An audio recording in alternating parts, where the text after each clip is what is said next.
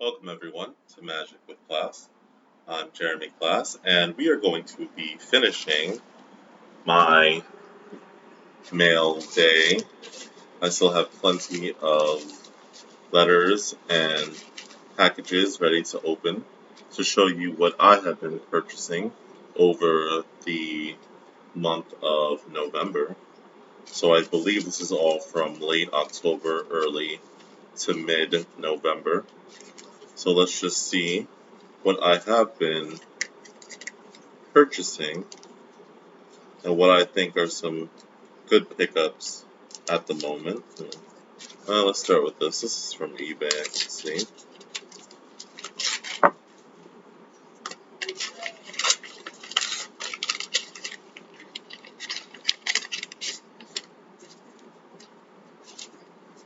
Okay, what is this?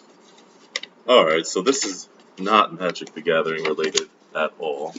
These are just some posters that I bought really cheap. Some Harry Potter posters that I'm going to put in various spots in my room just to, you know, just to liven it up a little. I am a big fan of Harry Potter, so I guess that's like a bonus.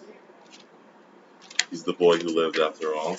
I know it's been many years since the original Harry Potter movies, and I know they still have the Fantastic Beasts and Where to Find Them movies coming out. There was actually a controversy with those movies. The actor who plays Grindelwald, he is in a lawsuit battle with his wife, and his wife actually plays Mira, Aquaman's future wife and Queen of Atlantis, and she is keeping her job, but he was forced to quit. So they're going to replace Grindelwald with someone else.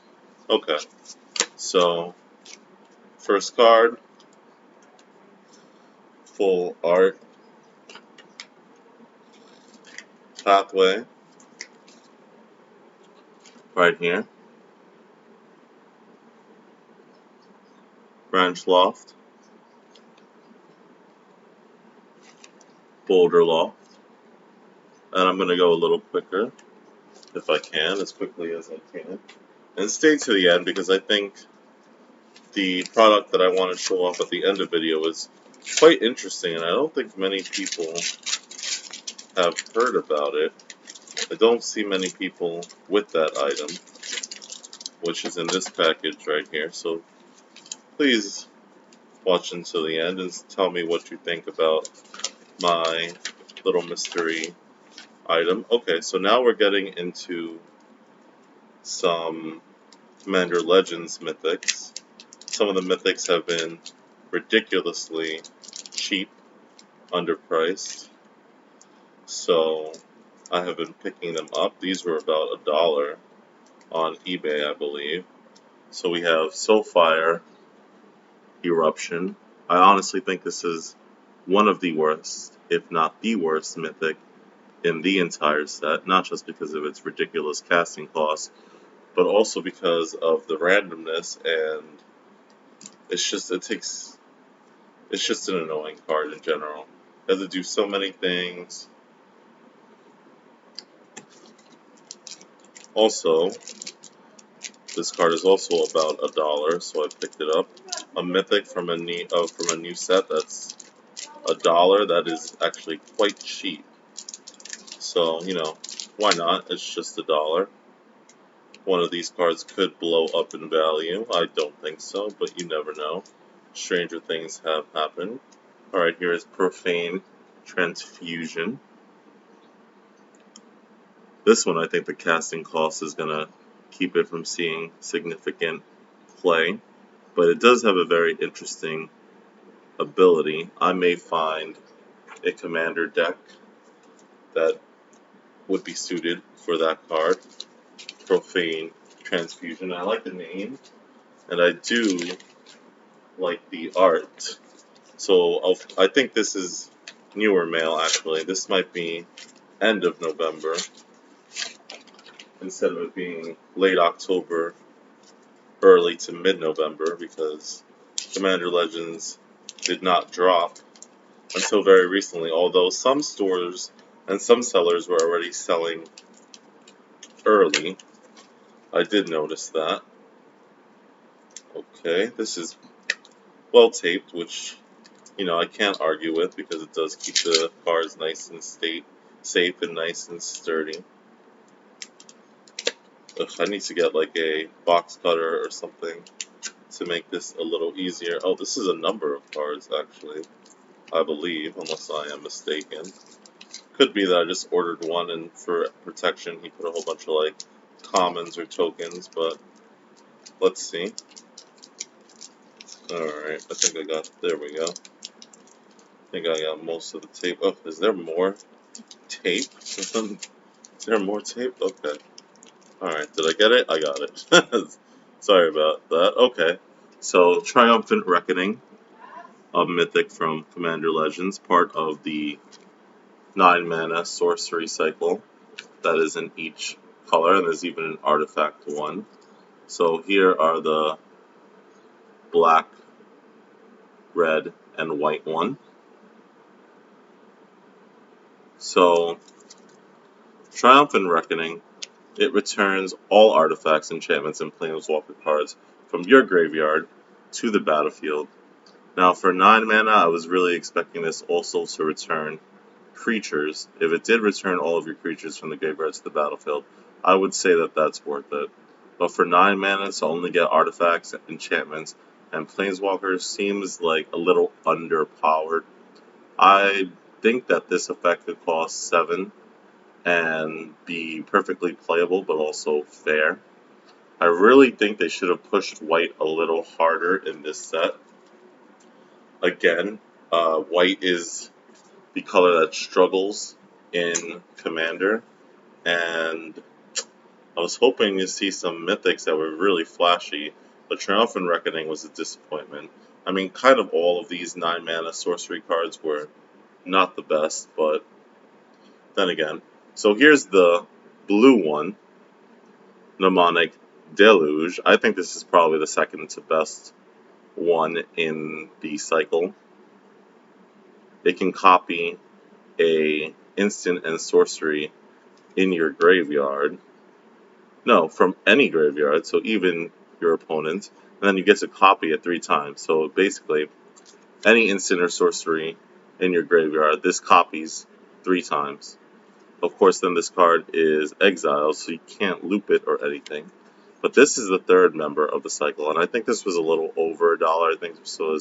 I think it was still under $2 when I picked it up. It might have gone a little bit up, but I would keep my eyes on this one because it's decent. Copying anything 3 times can be overall very powerful. So this is the blue member.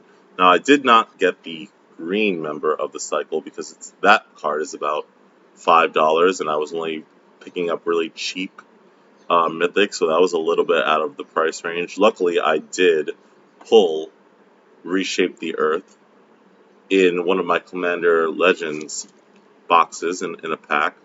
So check out those videos if you haven't already. So here's another. As I said, since these were under $1, these are 3 more. So I guess I do have multiple copies of these cards now. So if any one of them goes up, I will be in good shape. I also have here Seraphic Greatsword, another mythic, another mono white mythic that is just really disappointing. And I pulled one of these also in one of the Commander Legends boxes. When a quick creature attacks the player with the most life or tied for the most life, you see it did not. This card did not need that restriction. You get a 4/4 angel that's tapped at attacking, so that's decent. But this could have given a keyword, maybe protection, or the power and toughness boost needed to have been larger for this card to have been decent in my opinion. This is not what a white mythic should be. This is not a particularly powerful card. I think a lot of people were disappointed in Seraphic Greatsword. Here's another mythic in white. Archon of Coronation, and I believe I picked this up for about $2 or under, maybe a tiny bit more. This one is better than the last two white mythics that we saw, but, not by much. It's a 5/5 for 6 flyer. When it enters, you become the Monarch, and becoming the Monarch in white is especially good because it lacks a lot of card draw, and Monarch will allow you to draw every turn if you can keep it. The problem is, as long as you're the Monarch, damage doesn't cause you to lose life. So as long as you're the Monarch, you're protected basically from an attack or even from like a burn spell or something of in that nature. However, it does not prevent your opponent from taking the Monarchy from you, but it's kind of like a fog. So your opponent attacks you with 6 creatures while you're the Monarch and you have the Archon out. You will take no damage. You will not lose any life, but you will lose the Monarch. So it's kind of like, I kind of like this card because it's like a tug of war. If you lose the Monarch, you're going to try your hardest to get it back because then you are protected again for basically another round of attacks. It's interesting. Could it have been a rare? I do think that card could have been a rare. I don't think it needed to be mythic, but you know, we've just saw 2 worse mythics in white, in my opinion. So all right, again, yet another Soulfire Eruption. Like I said, they're under $1, so I got a few. I think now I have a playset of at least the red one. And I like the little tag right here that says thank you. It makes me feel very appreciated. Actually, I think there's 2 cards in here. There's a little piece of tape. Let me just use my keys to get. There we go. And do you like my keychain? Do you like my keys? I have the Nico Bolas. I don't know where, I forgot where I got this Nico Bolas. I think I got this from like a GameStop. Or actually, I think I got this from a local game store in New York City. They were selling these like packs of Magic the Gathering keychains, and I just bought one, and I got the Nico Bolas, which is the Chase figure. And then I have the Steven Universe. I'm a big fan of the Steven Universe shell. This one's seen better days. It's not in great condition anymore. I've had it on this keychain for a long time. But, those are my keys. Alright, so, let's see. Oh, I'm glad I looked behind it. So this is Soulfire Eruption. And I also got a Kamal, Heart of Krosa. This card is pretty strong. At first I was actually kind of turned off with the 8 mana cost. I was like, oh, commander that costs 8. But you are in green, so you can definitely ramp into him. And he can do a lot of work. He's basically like an overrun on a stick. And he even works with his sister, Jessica, because if you activate her 0 ability, give him the ability to do triple damage, his ability works with himself. So you can kill someone with the commander damage if he manages to get through. I don't think I pulled Kamal Heart of Krosa at all in any of the packs, so this card was a bit more than $2. I think that I got this for $3 at $3.50. But since I didn't have this mythic, I thought, you know what? It'll probably go down a little, but just in case it goes up, let me just get it, even if I have to spend an extra dollar or so to obtain it. I am interested in building a commander deck around him too. Command Zone, someone actually used him to great effect. He lost, and he was actually the first player to lose because he was in danger of just wiping out everyone, killing everyone. So everyone kind of ganged up on him. Alright, so here is a mythic from Zendikar Rising, Amaria's Call. And this is one of the mythics that, on the back of it, it's an MDFC card. On the back of it is a land. It can come into play untapped if you're willing to pay the life. You have to pay 3 life, which is a bit costly, but you know, you pay 2 life for the Shocklands. And I've seen many people use a fetch land, pay 1 life, and then have their Shockland come into play untapped for 2 life, so that's 3 in total. So if you're willing to do that, I'm sure you'd be willing to have this card come into play untapped for a measly 3 life. And it just taps for a white. But on the other side, it's a 7 mana card, 3 white and 4 of anything. And it just puts 2 4/4 angels onto the battlefield, which is not nothing. It's a okay finisher. I've been beaten by this card before. Also, non-angel creatures you control gain indestructible until your next turn. So this actually, it's interesting. A lot of people forget that clause where the non-angel creatures you control gain indestructible. That actually can really save you because you can block with your non-angels and they won't die usually because of the indestructible. And then you still have the 2 4/4 flyers, which can end a game fairly quickly if left unanswered. I think this is the weakest of the cycle, but then then again, these days, when does white have the strongest card in a cycle? Am I right? But I think all of those mythic rare MDFCs, one side is a land and the other side is a sorcery. I think they are actually very good. That was the cheapest one. I got it for maybe $2 or $3. And even then, that was maybe overpriced. I don't think so, though. I think those cards are definitely going to go up in value once people realize that their versatility is something to be prized. And you can run a deck that uses less lands if you're running a lot of these MDFCs that can fake being a land. Okay, so here, another pathway. I have a bunch of these. I guess this is the cheapest of the pathways because I keep finding them for like $2 or even less. Grim Climb Pathway, Bright Climb Pathway. I guess no one's really interested in playing black-white these days, and that came with a little bonus rare.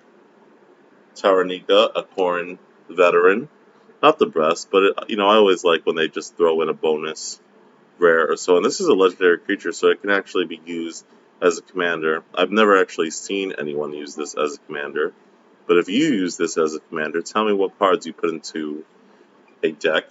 It has Vigilance, and it can fake giving a creature Vigilance. I'd make it a little stronger, perhaps. Actually, that's a card I did not have in my collection. I haven't been really going for the rares in a set. I've been mostly focused on the mythics, if I can get them for a fairly affordable price. Ooh, this is like... Alright, Arcanine. Well, I feel like this is hard to open. This is like sealed tight.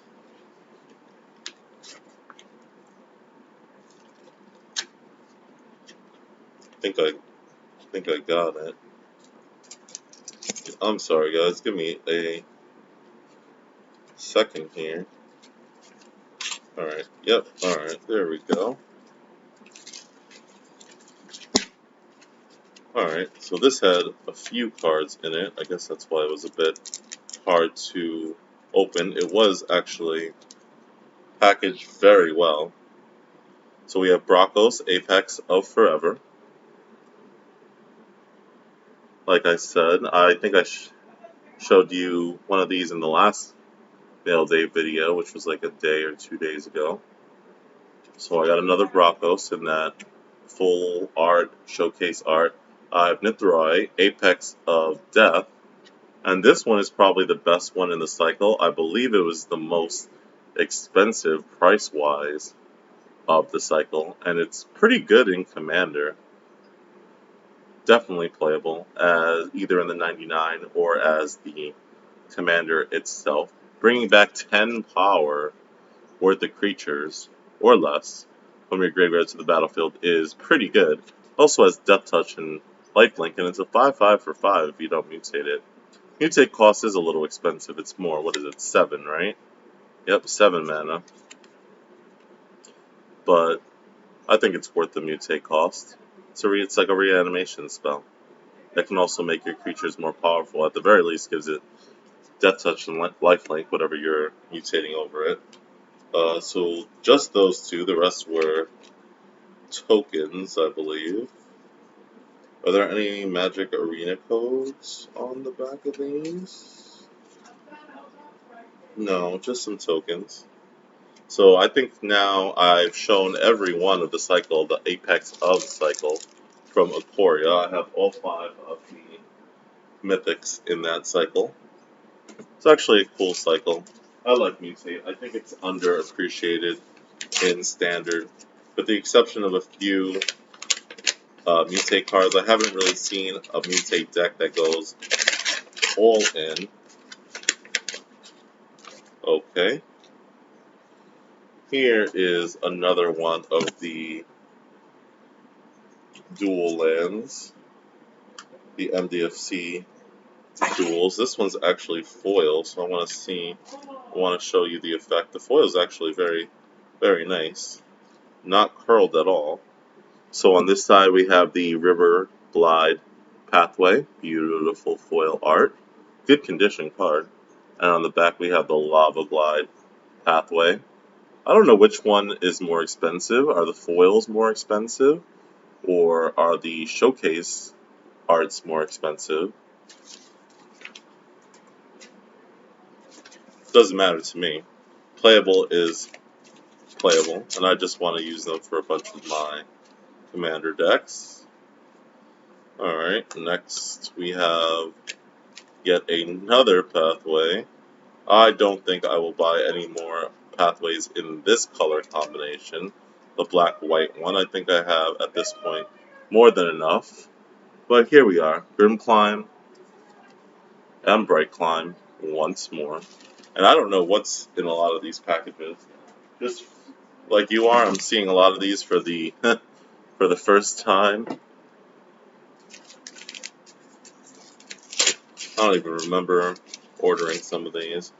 Oh, speaking of whether the River Glide Pathway foil was more expensive or harder to obtain than the full art one, here is a non-foil full art River Glide Pathway. Beautiful art, however. So which one do you prefer? Do you prefer these full extended art cards, or do you prefer the foil? A lot of people don't appreciate foils nowadays. I know there's a lot of issues with foils, that they curl, that, they just aren't what people expect from a premium product, from a premium edition of a card, but I don't know. Maybe I think they are trying some new things with the foils. The etched foils seem like they don't curl. The ones that I got from Commander Legends seem relatively fine. Haven't really had any issues in terms of the foil etch cards. However, the foiling in Commander Legends, a lot of them are faded. So here is a regular Nissa of Shadowed Boughs right here.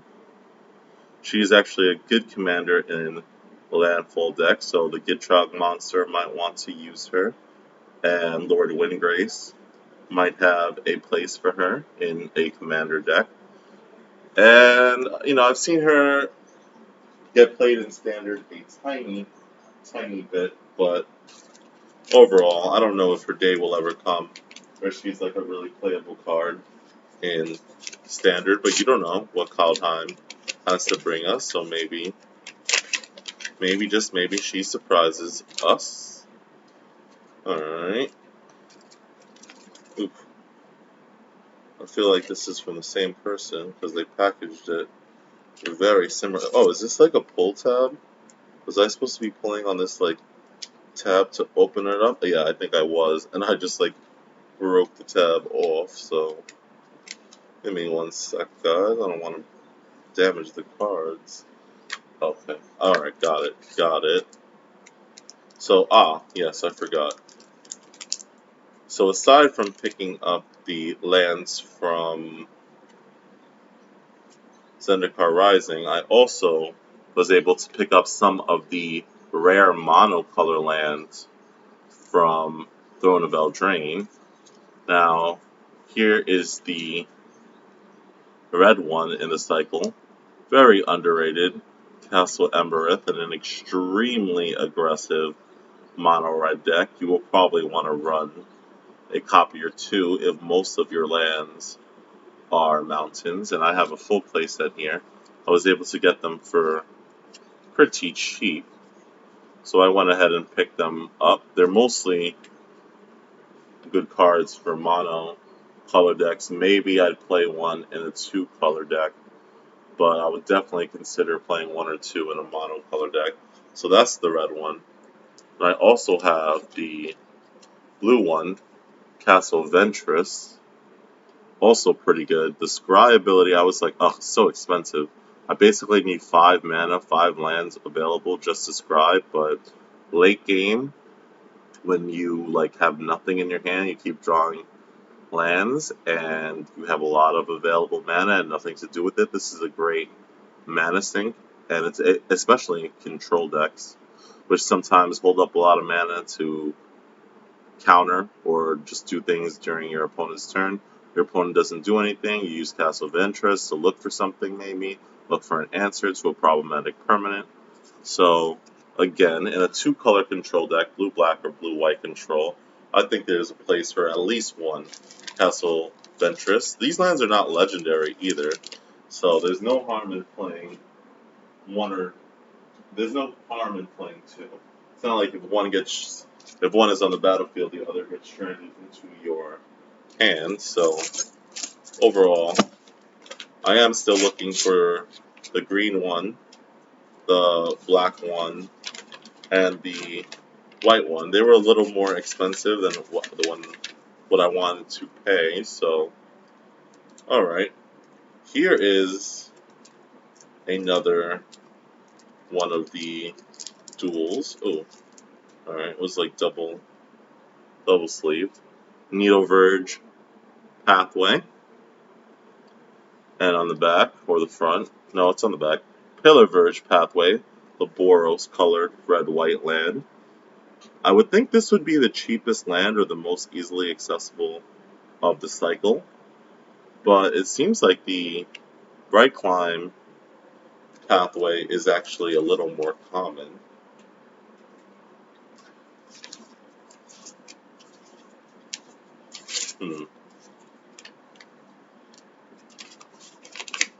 Oh, there's two here, sorry. Here I am opening multiple cards. Alright. Yep, another one of the Cycle of Zendikar Rising. So if you're wondering where all the ones that were under like $3 went, if you were looking to purchase one of these, it's probably because I got there first. Sorry. I think I will be taking a break from these lands, though. This is the white-green one. The hardest one to get is obviously the blue-black Dimir one. I think I only have like one copy in my collection. I think Dimir Rogues really pushed that up. That's unfortunate.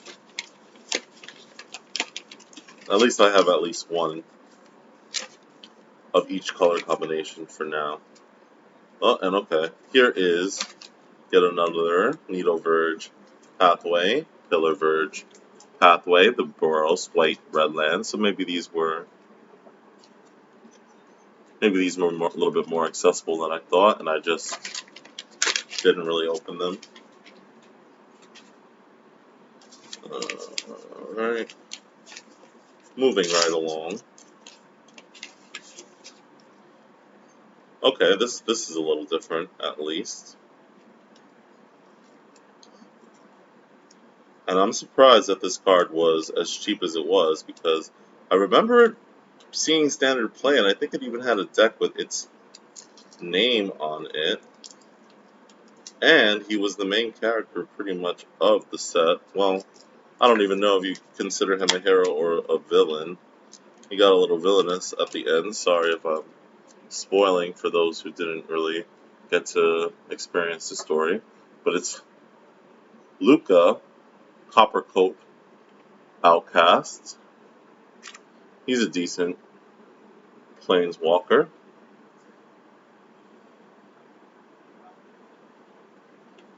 5 loyalty for 5 mana. The first ability isn't really why he's played. The second ability is, it's a -2, exile target creature you control, and reveal cards from the top of your library into reveal a creature card with a higher converted mana cost, and you put that card into the battlefield, and the rest in the bottom of your library in a random order. So let's say you are running mostly, 5 drops, you use his -2, you sacrifice one of the 5 drops, and you only have one 6-drop creature in your deck. You'll automatically get that creature all the time. So interesting in that sense. I would not underestimate this card. Luca. Alright, so how much mail do I have remaining? Because I don't want to go too long into the video. You know what? I think I'm going to save this for a part 3. But, I did say that I would reveal what was in this package before I left you today, so I'm going to honor that, and I'm going to show you what this is right now. I don't see too many people talking about this product. It's the world's smallest playable Magic the Gathering card. It actually works, the packaging says, because you can play these tiny little decks against each other. And I checked, and World's Smallest actually produces non-Magic the Gathering products. It doesn't really produce Magic the Gathering products at all. I think this is the only Magic the Gathering product that they have. It just produces like the smallest functioning things. So if you're interested in this, go check out World's Smallest and see what other products that they have in like a tiny and yet usable form. So I am not really going to open these at the moment. I may choose to do a box opening at a later time. But these little decks, the Jace and the Vraska one, were previously printed in regular size. It's the Jace versus Vraska dual decks. They miniaturized them for, I guess, your playing and viewing pleasure. So you can actually play an entire game of Magic the Gathering with these tiny, fully playable 60-card decks. So which would you like to play? Would you like to play as the Jace deck, or would you like to play as the Vraska one? So I just found this product really interesting. I got it for about $10. Let me get a little closer.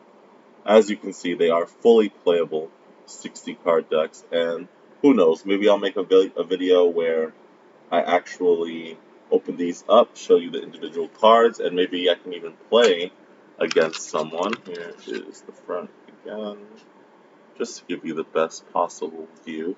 So if you like this, leave a comment, like, subscribe. Has anyone actually opened and played with these? Does anyone have any other products from the world's smallest line?